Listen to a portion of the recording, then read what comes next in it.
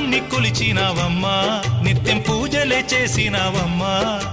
గూడు చెదిరిపాయ గుండెల విసిపాయ గూడు చెదిరిపాయ గుండెల విసిపాయ కొలిచిన రామయ్య కొండ దిగిరాడాయే